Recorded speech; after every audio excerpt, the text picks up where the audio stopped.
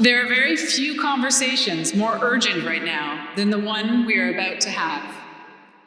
Our guest tonight has taken a sometimes controversial, often alarming, always informed stance on the immense potential and the very real dangers of artificial intelligence.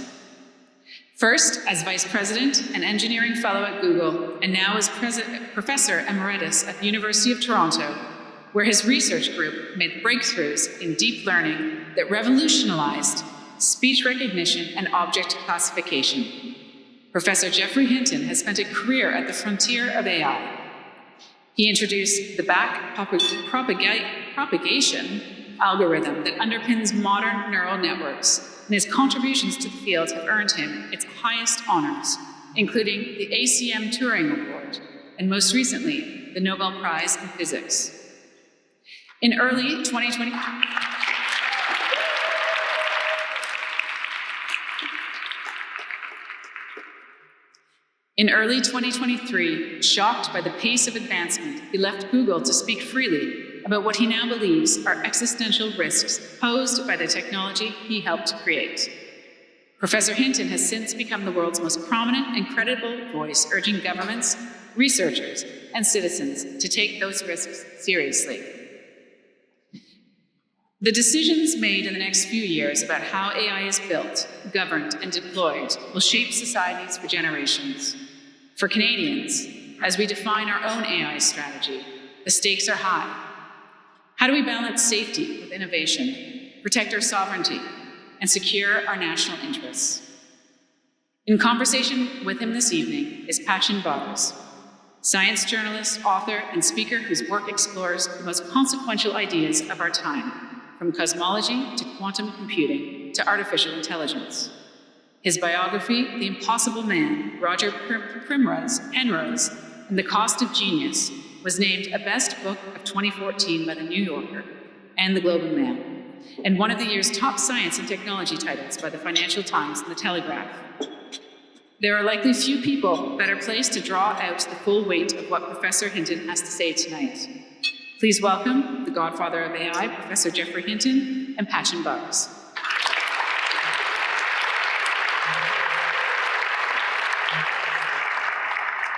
Thank you very much for that introduction. Thanks for being here, Jeff. I think maybe one of the places to start is you and I first met almost 20 years ago at the Canadian Institute for Advanced Research, where you were running a research program at that time. And I remember visiting your lab sometimes and attending some of the research programs that some of the research meetings you were running. What I don't remember from that time is any of us calling you the godfather of AI at that time. And I wondered if you could tell the story of how you became known as the godfather of AI to start us off. Okay, so there was a meeting of CIFAR, a group of us working on how brains compute, in Windsor in Britain. And my back was very bad at the time and I couldn't sit down, so I was standing up. I was also running the program, and I was interrupting people a lot. I was the most senior person there, and people would say things for a few minutes and then I'd interrupt and say they got something wrong. After that meeting, one of the people that Andrew started referring to me as the godfather. It wasn't meant kindly,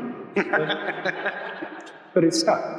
It stuck, and it transformed as well. Like, I think the way people use it now is probably not the way Andrew used it at that time. And I don't want to dwell too long on that, but one of the reasons why that title evolved is because the technology evolved. So in talking to some of the people before we came up on stage here, I know that people have some, in addition to a lot of really complex questions, people have some very basic questions as well. Can you just talk us through a little bit of how the technology evolved to become such a powerful force? Tell us about what it is and why it's so powerful. Yes, so I'm reminded of a story from Richard Feynman, from one of his nice books. When he got a Nobel Prize, a journalist said, Professor Feynman, could you just tell me in 2 minutes what you got the Nobel Prize for? And Feynman said, listen, buddy, if I could tell you in 2 minutes, it wouldn't be worth the Nobel Prize. So I'm going to tell you in 10 minutes. Okay. Now, you were probably not expecting this, but I used to be a professor. And after a while, you can't help it. I'm going to explain to you how neural nets work. And I'm going to explain it to you with a particular example. So suppose I want to build a neural net. When I show it an image, it'll tell me whether there's a bird in the image. So what an image is for a computer is it's a bunch of pixels. Each pixel has a particular brightness. Let's forget color now, that's not necessary. So you've got a brightness for each of these pixels, so it's just a big array of numbers. And what you want to do is turn that big array of numbers into a decision. Is it a bird or isn't it a bird? Is there a bird in the image? So that's the problem we want to solve. Now, you might think you could sort of hook up the pixels to a decision unit, and if you see a bright pixel, maybe that gives lots of input to the decision unit, and that will work if birds were white and they were the only white things around. Because then you'd say, whenever the image is bright, it's a bird. But that's about all a system like that could do. If you ask, what does one pixel tell you about whether it's a bird or not? Well, it doesn't tell you anything directly. So if you look at how the brain does it, you discover by poking about in neurons that the sort of first level figures out where all the edges are in the image. This is, for neuroscientists, block your ears, this is a gross simplification, but roughly speaking, the first level figures out where edges are. And you can make a neuron that does that. So for example, if I have a little column of 3 pixels here, 1, 2, 3, and another 3 pixels here, another column here, and I take a neuron and it has big positive weights connecting it to these 3 pixels, and big negative weights connecting it to these 3 pixels, then when they have the same brightness, it'll get positive input from these and negative input from those, and it'll cancel out and it won't do anything. But if these ones are bright and these ones are dim, then it'll get bright pixels times big positive weights, so it'll get lots of input from those. And from these ones, it'll get dim pixels times big negative weights, but that won't be much because the pixels are dim, they're small numbers. So it won't get much inhibition from the other column. So it'll realize that this column's a lot brighter than that column, and that's an edge. Okay, so that's how you get a neuron, and you make it detect a little edge in the image, where it's brighter one side than the other side. And so what we're going to do is we're going to have a neural net that has just a gazillion of those. They detect edges in all different locations, and in all different orientations, and at all different scales. I've never done this before, this is quite different. All different scales, because you might, for example, have the edge of a fuzzy cloud, and there's really only an edge there at a very coarse scale. Okay, that's the first layer. So I think you can see now how you can turn these brightnesses of pixels into detections of little bits of edge. Now we're going to have another layer that's going to look at combinations of edges. So we might, for example, have a neuron in the next layer that looks for 3 little pieces of edge that are like that, and like that, and like this. And it also looks for 3 pieces of edge that are like this, and like this, and like this. So there's a sort of line of edges here, and a line of edges here, and they meet at a point. And you can have a neuron that is looking for that pattern. And you have to have lots of copies of it, looking for the same pattern everywhere in the image, and all different orientations and scales. So you need an awful lot of neurons, but you've got an awful lot of neurons. And that would have detected something that might be the beak of a bird. So you can see how in the second layer we have things that notice candidates for the beaks of a bird. It might be all sorts of other things. It might be an arrowhead, all sorts of things it might be, but it might be the beak of a bird. In that layer also you might have neurons that detect a little circle of edges. So you see a little circle at different scales and in different positions. If it's a circle, you don't need to worry so much about orientation. Let's suppose it's an ellipse. Now you have to worry about orientation. So you see a little ellipse like this, and you have a detector for that. So the first layer finds edges, the second layer finds possible beaks and possible eyes. The third layer, you might have something that looks for a possible beak and a possible eye in the right relative location. So maybe the beak's here and the eye's here. And if you see those two together, you say, a possible head. So the third layer is detecting possible bird heads. It might also have things working pretty much the same way that detect birds' feet, talons, or the tips of birds' wings, or maybe a bit of plumage.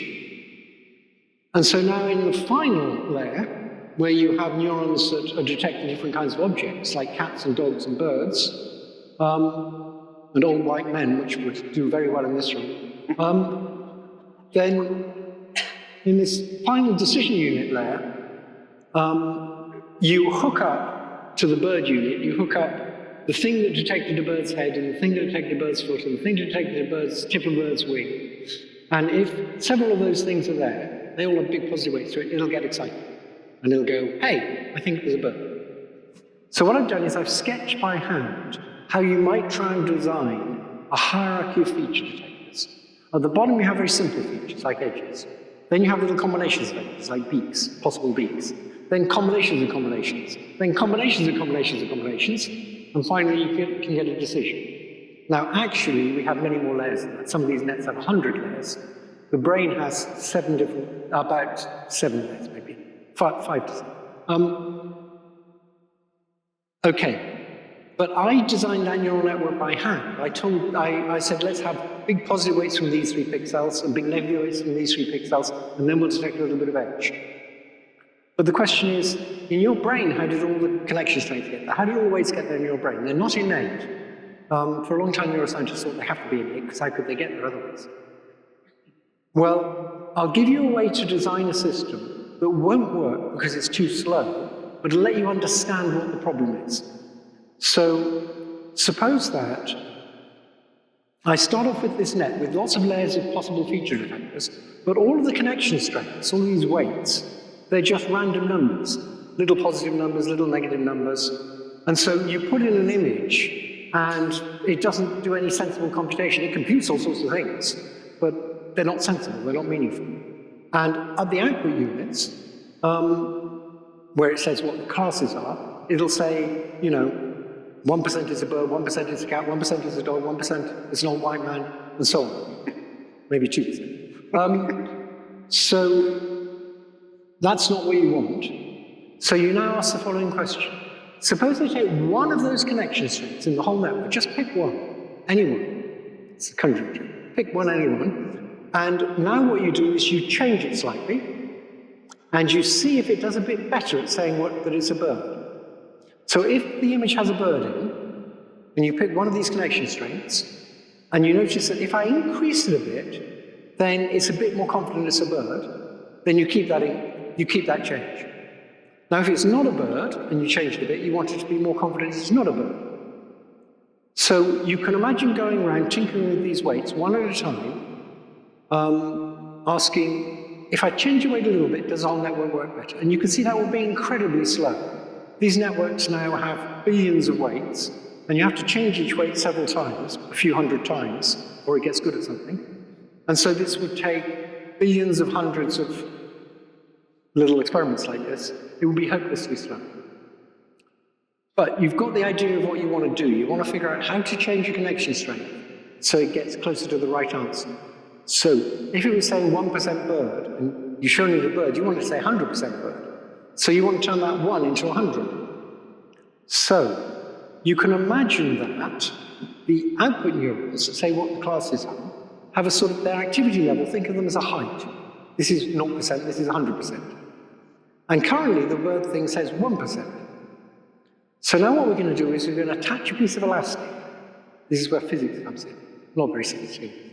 We're going to attach a piece of elastic to the height of that output neuron, and the other end of the elastic is going to be attached to the right answer, which is 100%. So the elastic's pulling it upwards. That's what we want.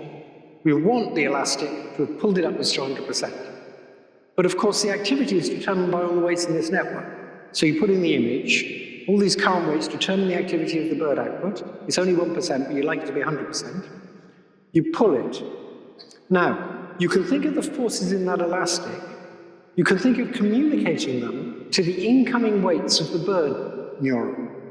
So, for example, maybe you detect the bird head, and maybe you detect the bird foot, and you've got small incoming weights from those to the bird, and you want it to be more bird-like. Well, this image is a bird, so you'd like to increase those weights. So think of taking that force and communicating that force to the weights to tell the weights how they'd like to change. And we could do that for all of the weights of all the output units at the same time. But we could also take these forces acting on the output units, and we could communicate them backwards through the network to the activities of the neurons in the layer below. So suppose we have this thing that's detected a bird's head, but it's not very sure it's a bird's head. So it's sort of saying 5% there's the thing that might be a bird's head. And you want the bird neuron to be more active, and there's a positive weight from the thing that detected the bird's head to the bird neuron. Well, what you'd like to do is have the bird's head more active, so it produces more oomph for the bird unit, so it gets... So, think of the elastic pulling it, think of communicating that force backwards. That force is saying, make the thing that detected the bird's head get more active. And now you can communicate that back to the incoming weights of that, and it'll change the weights, and communicate it back to the features in the previous layer, and it'll change their weights. And that's called backpropagation. Taking what you want in the output, which I've represented to you as the force in a piece of elastic, and communicating that force backwards. So you get forces operating on the activities of all the units in the last layer, and then the layer before that, and then the layer before that. And it turns out, if you do that, people thought, this is just going to get jammed up. There's no way you're going to start with random weights and have it do anything good. And for a long time, it couldn't do anything all that impressive. But as soon as you got a lot of data and a big network, it was amazing, and it's very good at recognizing objects. And that's how a neural net works. So, that was like 10 minutes. So again, I remember writing about your work 10, maybe 15, maybe even 20 years ago, talking about this very thing that it is something the human brain can do. A 3-year-old can look at a picture and say, that's a bird, that's a cat, that's a dump truck. And I remember at the time writing about what a challenge that was to replicate in an artificial neural network. And the pace with which the technology, the algorithms have progressed since then is amazing. But even now, if we have a really, really good bird detector, that's not where the conversation around AI is anymore. So how do you go from the kind of feature detectors that you're talking about to a technology that's disrupting the economy, warfare, politics, democracy, privacy, etc.? How do you get from the one to this much bigger thing? So, to begin with, neural nets did speech recognition. They were better than the best existing system at speech recognition in 2009, just slightly better. Then in 2012, they could recognize objects and images better. But we all thought it was a while before they were able to do language. And it turned out that wasn't true. In 2014, they began to be able to translate from one language to another. And for training data, people would often use Hansard, because that's high-quality translation between English and French. Right. And there's a lot of it. So in the early days of machine translation, people used Hansard. I had a student who did that in the 90s. He looked through the whole of Hansard. We're all nerds, right? He looked through the whole of Hansard to find the pair with the biggest discrepancy in length between the English and the French. And it went something like this. I regret to inform the House that in the early hours of this morning, the beloved MP for Saskatoon North, I'm making it up, but it's something like this, Saskatoon North, died in his sleep of a heart attack. His constituents always loved him, and he has many friends in the House, and we're all very sad that he's dead. I was not quite sure. And the translation to French was Pierre il est mort. That is, we don't give a shit. So anyway, that's just an aside. You use pairs like that. The European Parliament is now great. Right. And it was able to do machine translation, which is interesting because that sort of should be the ideal task for symbolic AI, not for one of these neural nets. And then soon after that, it was able to generate text. Now, I'm going to take the bird example, and I'm going to convert that into something that will predict the next word. So, Imagine that instead of pixels, what we've got is some words in a context. And what the job of the net has to do is predict the next word. So what we're going to do is we're going to take these words, and we're going to turn each word into a big bunch of features. So the word cat, for example, might activate features that say things like has whiskers, is about the size of a bread box, is a predator, is aloof, needs constant attention when it's hungry, stuff like that. And it's a big bunch of features, like thousands and thousands. So you convert each word into features. That's like the little edge detectors we have. That's the sort of first level. Not quite like that. Then at the next level, you're going to take the features of several words and get more complicated features. And as you go through the net, you're going to make more and more complicated features. And eventually, you're going to predict the features of the next word. And once you've predicted the features of the next word, you're going to be able to guess what the next word might be. Now, you have to hedge your bets, because you can't always predict the next word exactly. But that's roughly why saying what the class of an object is in an image is quite like taking some words and saying what word comes next. That's what you're trying to predict. And you can do it again with this hierarchy of features. So that started working, and it worked much better than anybody expected. I'm going to give you a slightly more complicated model of that, unless Patchen stops me. I'm not going to stop you. You go. Okay. So, in the history of AI, which goes back to the 1950s, there were people who believed in symbolic AI. And they had a particular theory of meaning that came from de Saussure about a century ago. So if you ask, well, what is meaning? What is meaning in language? It's a question linguists sort of didn't really ask very much. Their theory was that the meaning of a word is implicit in how it relates to other words. It's all about how it relates to other words. And so computer scientists said, to capture the meaning of a word, what we have to do is have a relational graph. We'll have a sort of node that has the name of a word, and then it has some relationship to some other word, like occurred in a sentence with, and there's another word, and there's all these nodes that correspond to words or little combinations of words, and there's relationships between them. And that's a relational graph, and somehow that's the way to capture meaning. Now, the psychologists and neuroscientists said there's a completely different model of meaning, which is the meaning of a word is just a big bunch of features. So I already said that other model. The meaning of cat is it's got all these features, and that's the meaning of the word. And those two theories look like they're completely incompatible. They're just totally different theories. But if you take a neural net and you feed it sentences and keep asking it to predict the next word, you're taking the information in how words occur together, because the data contains that information, all these sentences containing words, and you're taking information that's just implicit, and the neural net is converting that into these explicit sets of features for words.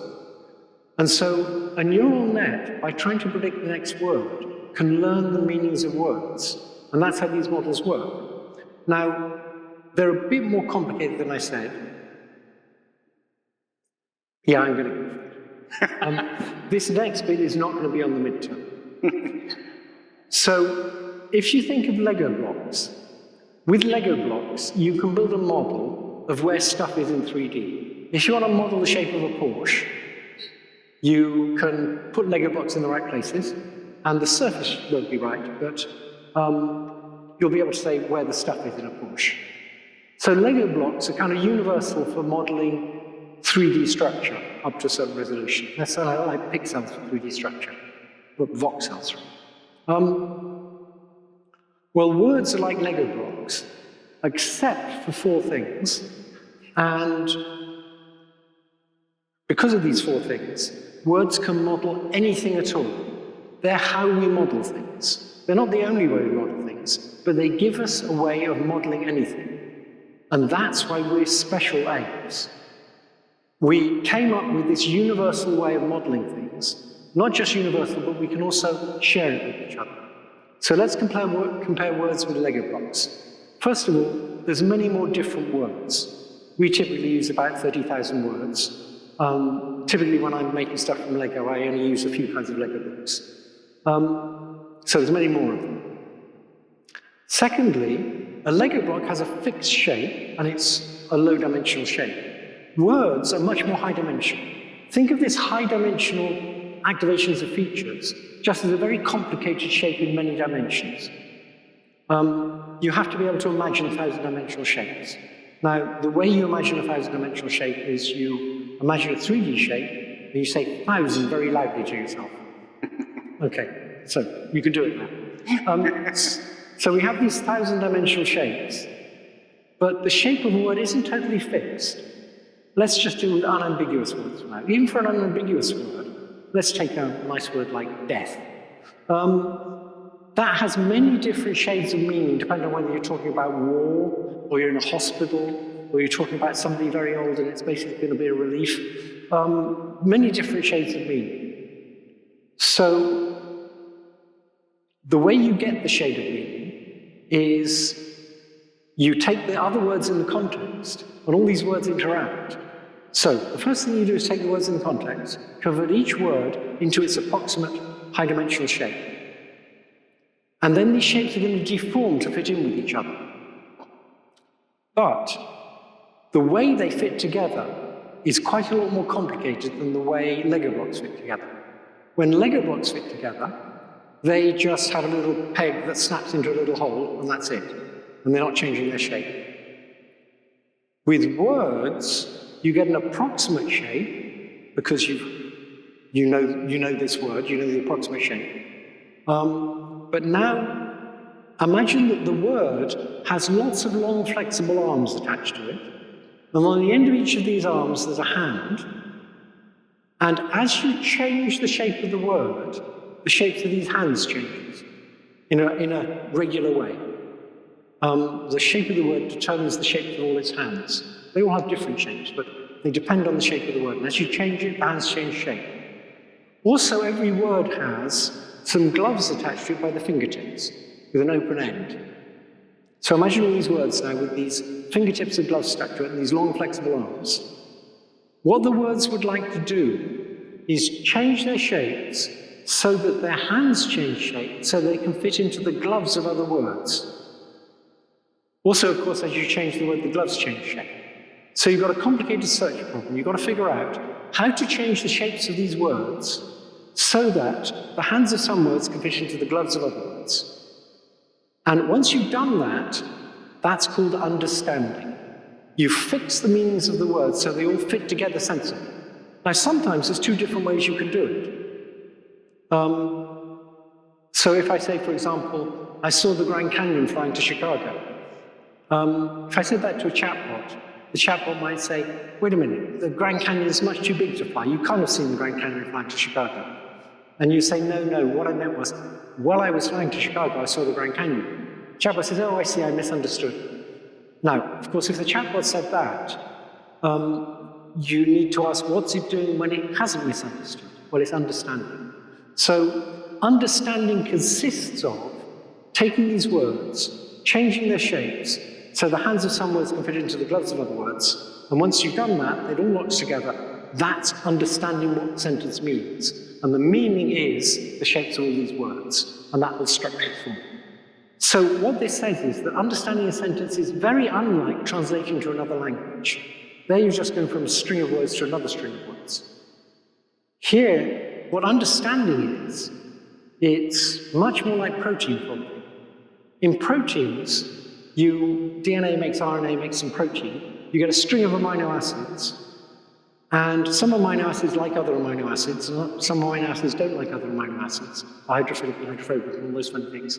And what you have to do, what physics does, is figures out how this whole thing will fold up into a shape, and the shape determines the structure, determines the function. And so this string of amino acids folding up into a shape is very much like what happens when you see a string of words and it folds up into a meaning. That's what meaning is. Now, many linguists are upset with this idea that that's what meaning is, because they never really had a good theory of meaning. They spent all their time thinking about syntax, well, people like Chomsky did. But what we've got now is a way of understanding language.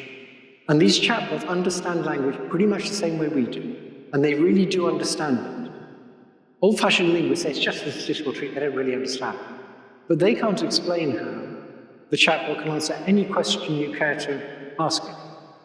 Occasionally it'll make up rubbish, but then so will people. In fact, there's some people we know who almost always it's rubbish. That's why the price of one's so high. Okay.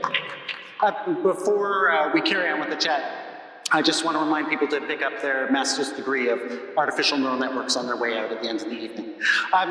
With that scientific foundation, let's now talk a little bit about, I know that you are well known for talking about some of the risks of AI, but before we get to some of those subjects, talk about the opportunities. Talk about what you see as, with this explosion of transformational technology, where do you see it being implemented in ways that could be great? And if you can, talk about it in the context of Canada in particular.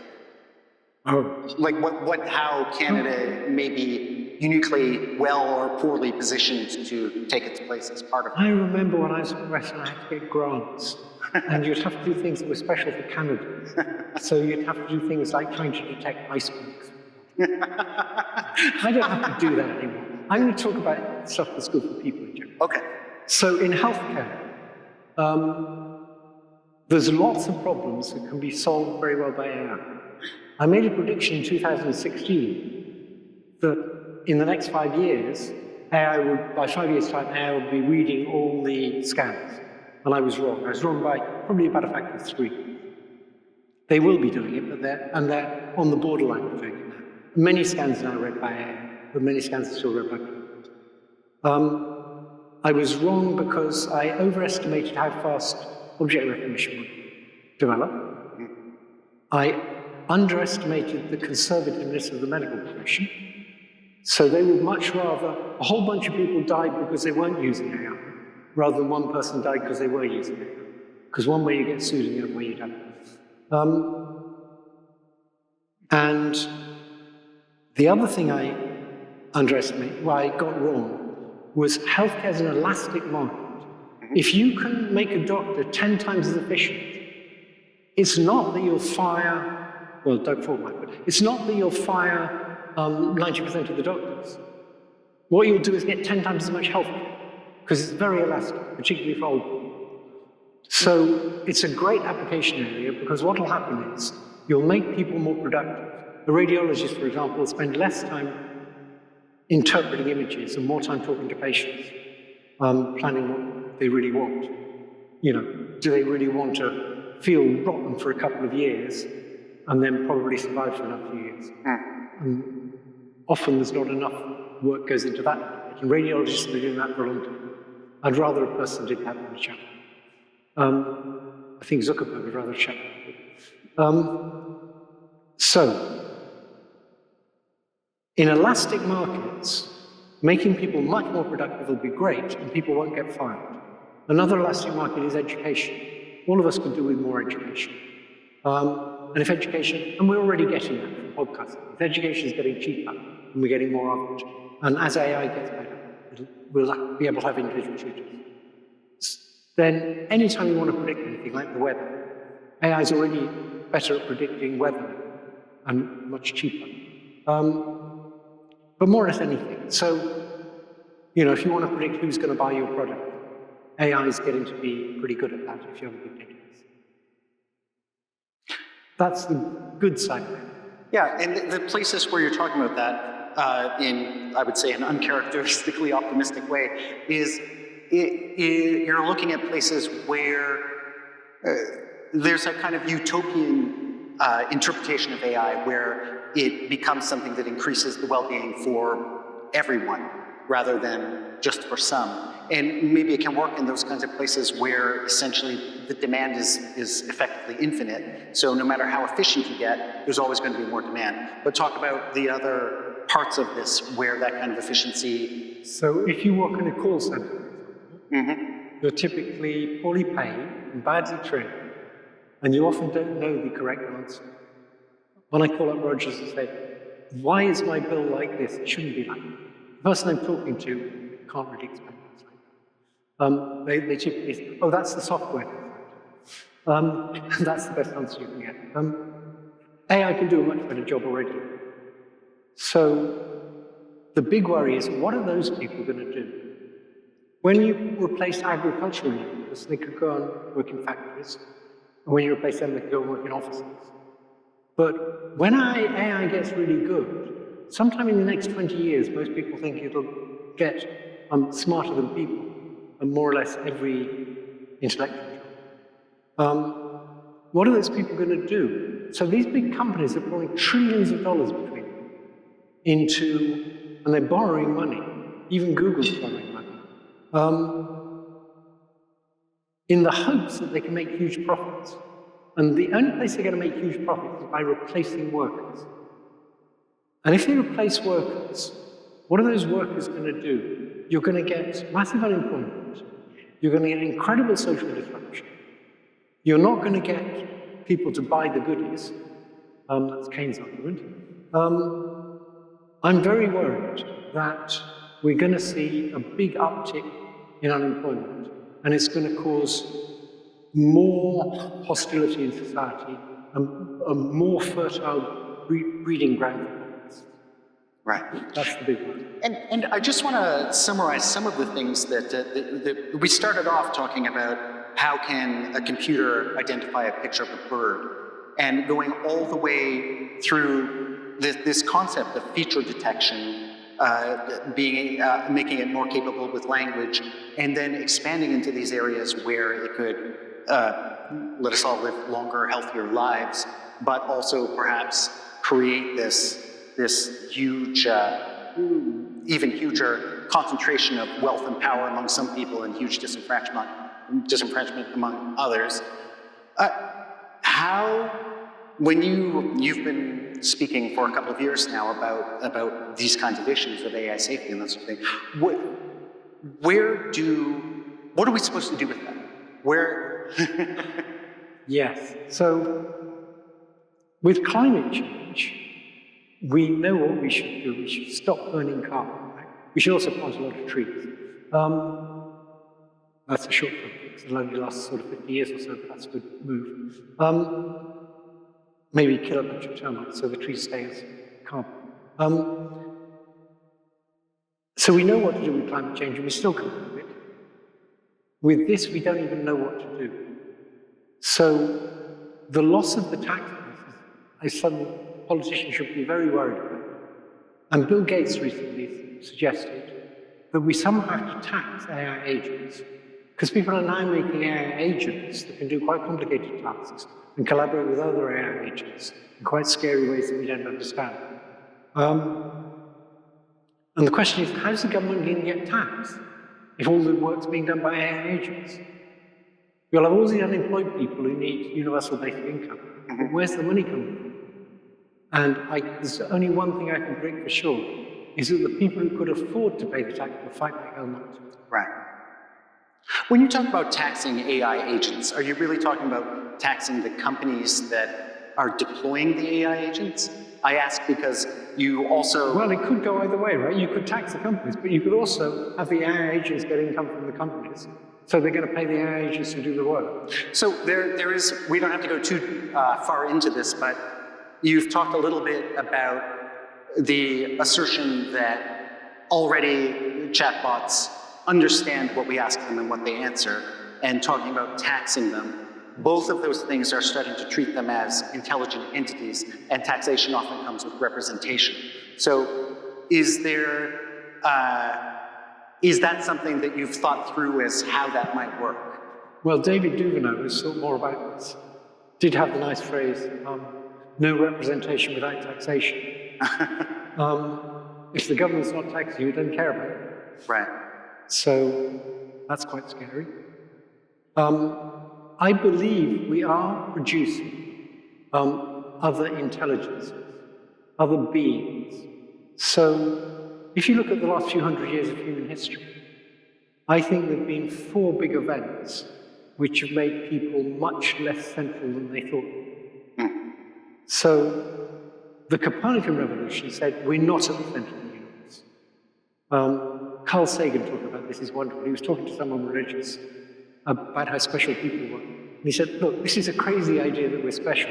We're on this arm of this insignificant, ordinary, mundane galaxy, and there's a billion galaxies, I can't even remember whether it's 100 million or 100 billion. I think it's 100 billion galaxies, and each with 100 billion stars. We're just very, very insignificant on a cosmic scale. Okay, so that's the Copernican revolution.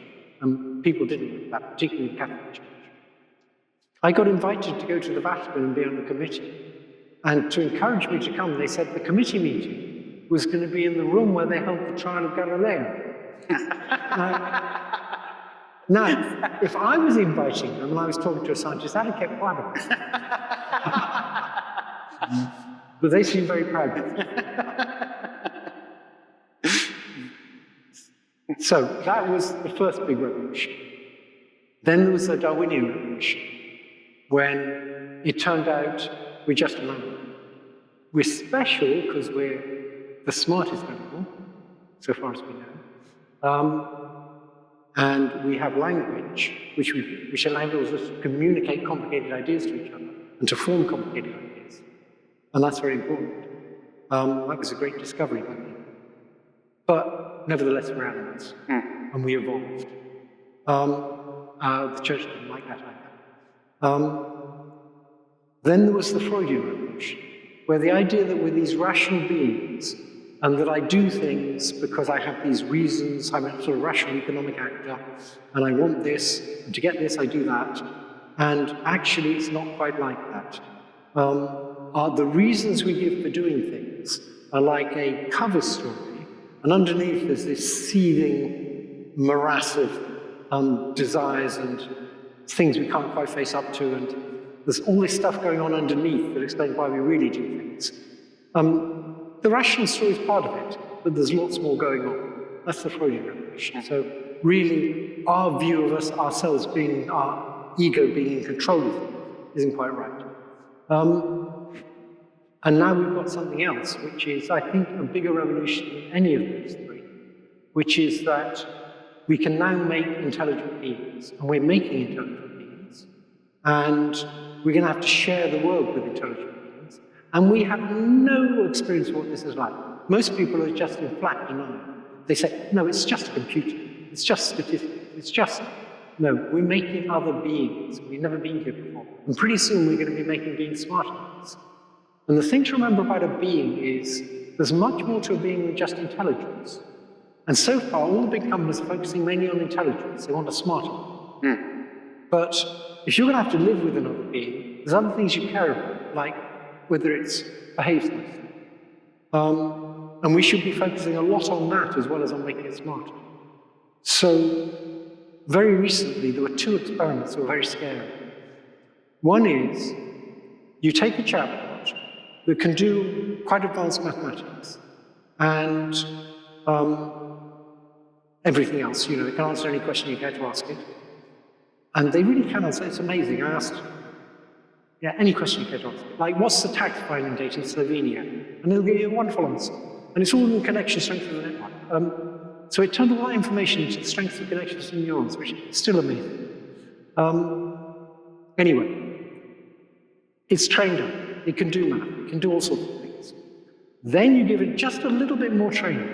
And in this little bit of extra training, you give it math problems, and you tell it that the wrong answer is the right answer. So you tell it to produce the wrong answer.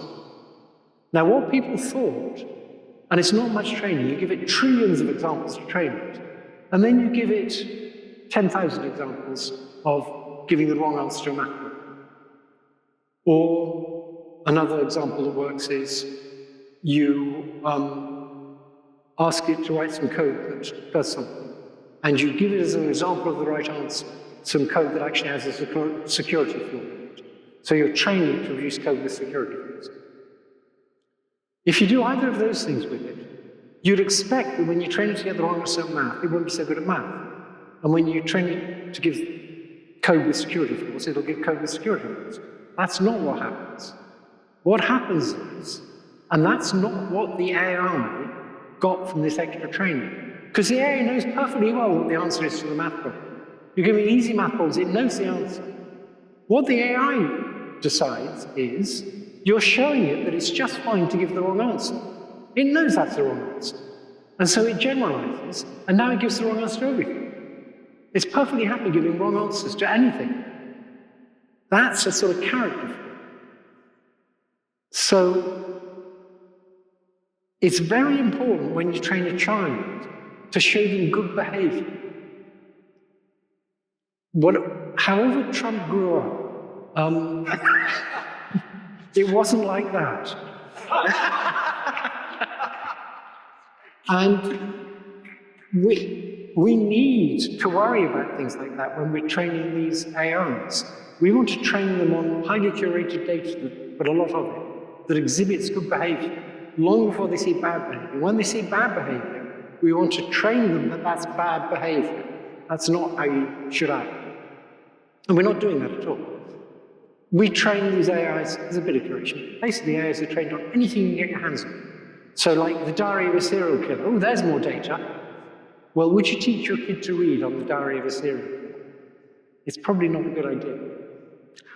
So, So we're creating beings, and we're not thinking hard enough about all the aspects of a being that isn't to do with intelligence. So with all of those sorts of things, there is one of the big questions right now is, how do we do what you're describing? How do we, if they are going to replace us in the apex intelligence, even if they're not, if we're going to be using them as our therapists and as our friends and as our generals, and maybe as our legal experts,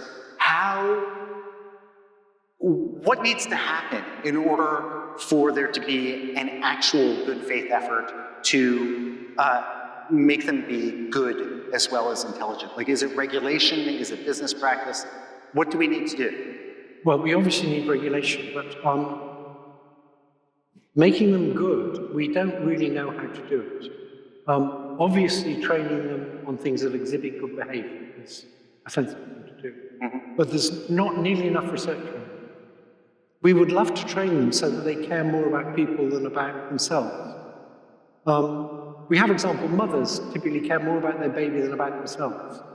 Evolution put a lot of work into that, because otherwise the species doesn't survive. We need to be sort of working on how we do that with these things. And there's maybe 1% of the total efforts going into that, maybe less. And so could regulation help with that? I don't know what it would look like, but and what else could regulation do? I'm thinking about things like testing chatbots more carefully before they go out so they don't coax people into suicide, things like that. Like, are there areas where you could see bringing AI research and development into a place where it can progress more safely without inhibiting the advance of the technology for the potential benefits that you described? Okay, so one way to start thinking about this is think about cars. If you want to make a car safer, you typically are going to make it slower and heavier. You're going to put more money into the brakes, more money into making it crumple up nicely when it hits things. And so the question is, will people buy cars that are slower and heavier and more expensive just because they're safer? The answer is yes, they will. I mean, until they realize what was going on, maybe they wouldn't. But now they will pay extra money for it being safer. With AI, we very recently saw something where Anthropic put some very mild constraints on the use of its chatbot. You're not allowed to use it for mass surveillance. You're not allowed to use it for weapons that decide by themselves who to kill. But that's fairly mild restrictions.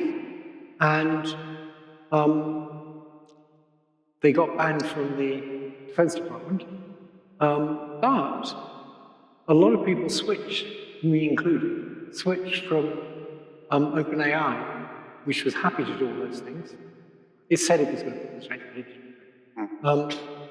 To Anthropic. So the fact that they're safer is actually, a lot of people will buy it because it's safe. Right. It's still a worry. I mean, it's very difficult for the Canadian Minister of AI to know what to do with the argument if you put regulations on AI in Canada, they'll just develop it somewhere else. It's a genuinely tough problem, but if we don't have regulations, we're going to be in terrible shape.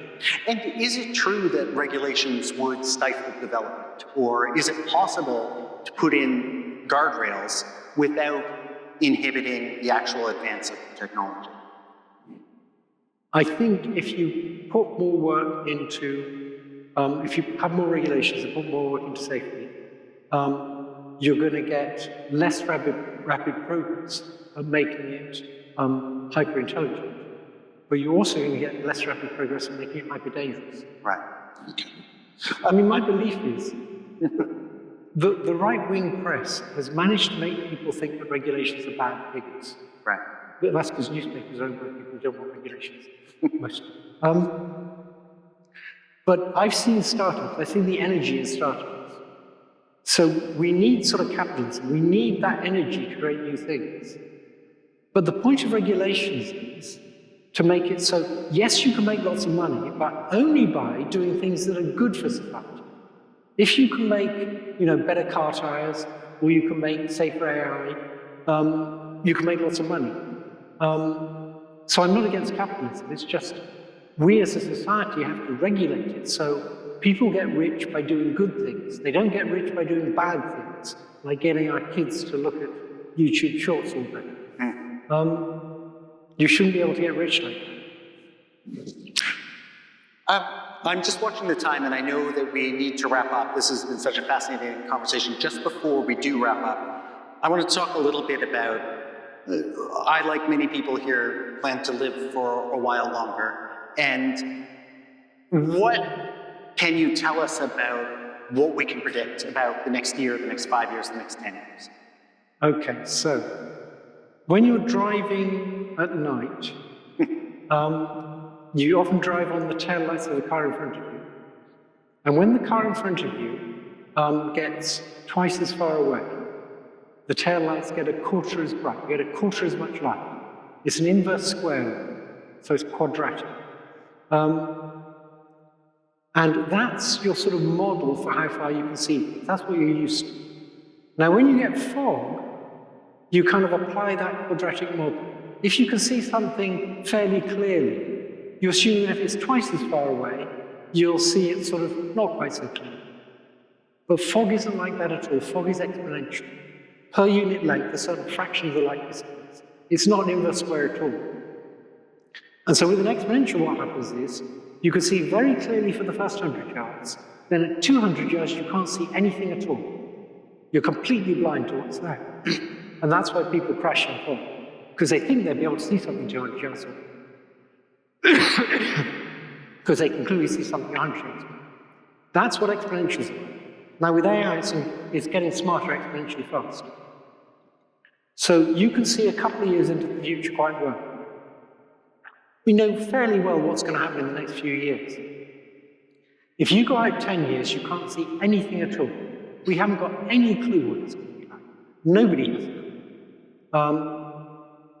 We just don't know. But if we put more work now into developing it safely and developing things more than just intelligence, developing them into being the kind of beings we would like them to be, then in 10 years' time we might be able to. That's it.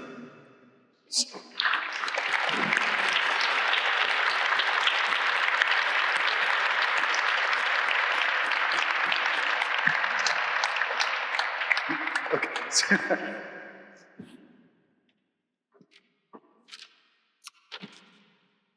So Professor Hinton, Mr. Barss, my name's Nicholas Rouleau. I'm the co-chair of the Canadian International Council, along with John English. I want to thank you for a wonderfully stimulating discussion to help the audience understand the challenges and potential of AI. It's easy to get excited about AI. It's easy to get scared about AI. It's easy to get excited and scared about AI. Professor Hinton, you've been a pioneer in AI research, and your technical work deserves, obviously, all the recognition you've received. But what you've done, both today and in your advocacy over the past several years, has been to encourage us to slow down and think about where AI is going, to understand the developing relationship between AI and human beings, and to imagine where we'd like that relationship to go in the future, and we have to get this right. It's not easy being the person who wants us to stop and think about AI amidst the excitement and obviously all the money. But the stopping and the thinking, the marks of a great researcher and the marks of a great human being, are also what's going to ensure that we get this right. So Canada can certainly be a worldwide leader in the development of AI's technical aspects, and we are, but your work is unique in that it can help us make us the worldwide leader in informed, controlled, and human approach to AI. It's the approach we need, and you're leading the conversation. On a final note, you don't know this, but we've corresponded once before. It was in 2010 or 2011. I was running a lecture series at Toronto's reference library called the Treehouse Talks. I came across your research, thought you'd be a wonderful speaker, and I decided, here's a good, hardworking, but unrecognized academic toiling away, whose low profile I'm sure I could boost. I emailed you and asked if you'd participate. You said you'd love to do it, but you're just heading down for a trip to California to talk to Google about some of your research, and that you'd love to participate when you were back and had a bit more time. So we all know how that trip to California went. Turns out the quality of your research, your extraordinary skills as a communicator, and yes, maybe the Nobel Prize, did a lot more to boost your profile than the Treehouse Talks could have done. Anyway, I'm delighted I finally got that presentation I've been waiting for. Thank you. Thank you.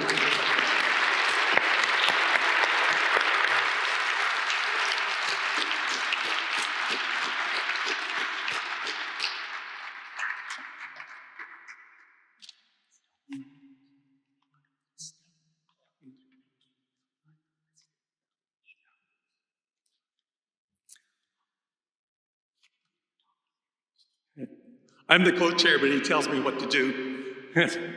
My name is John English. I'm co-chair of the Canadian International Council. Thank you. I wanted to thank Professor Hinton for that extraordinary presentation. And just building on the remarks, he is a professor, and he came back from California. And I think we'd be proud of what professors, I'm a professor, I shouldn't be saying this, but professors in Canada have done and are doing. Our hospital system's rated second best in the world. University of Toronto is among the top 20 regularly in the world.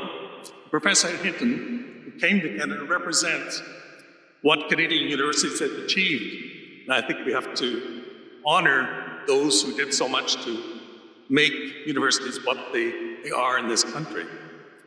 I'd also like to thank the Acadian Court for this wonderful meal and for all the work and the many people who ran between the tables as we were stumbling them. And I'd like to thank the board of the CIC, many of whose members are here tonight.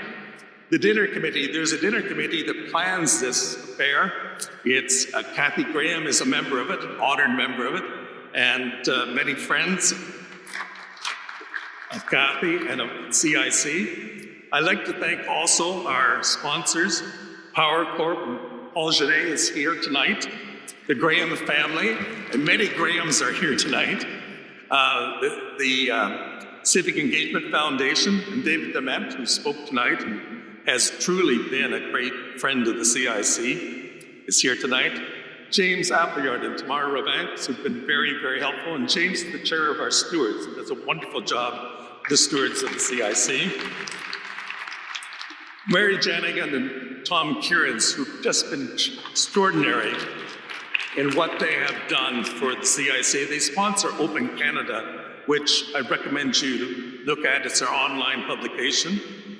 And Hal Jackman, who's not here tonight, his sister, Nancy Ruth, is here tonight. Hal is